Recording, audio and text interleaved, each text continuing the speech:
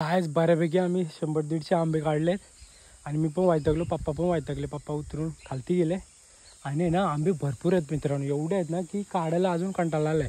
बघू एकदा या साईडला पण हे बघा, हे आहेत ना, हे बघा, हे बघा इथं पण आहेत, अजून ह्या फांदीवर पण आहेत. ते बघा दाखवतो, हे बघा या साईडला पण आहेत, हे बघा आणि इकडे पण आहेत. त्यामुळे एवढे आंबे आहेत ना की काढायला कंटाळा आलाय. मग आम्हाला सांगत होतो, मामा ये आणि आंबे काढून घरी घेऊन जा, फुकट लोकांना नको, कारण आम्ही इथे नसतो ना. त्यामुळे काय माहिती लोक काढून खात असतील. त्यामुळे आज भरपूर दिवसांनी आपण आलो, त्यामुळे मी चढलो आहे आणि मस्त की गल वगैरे घेऊन आलो. बघू शकता मी पायाखाली आहे आणि पकडणे एका हाताने पकडणे, एका हाताने मोबाईल पकडणे आणि आंबे काढणे खरंच एकदम डिफिकल्ट व्लॉगिंग आहे आपली, पण आपल्याला आवड आहे ना रे. त्यामुळे कसं आता बऱ्यापैकी काढले, आता उतरतो खालती आणि नंतर छोटे छोटे आहेत आंबे, काही मोठे आहेत.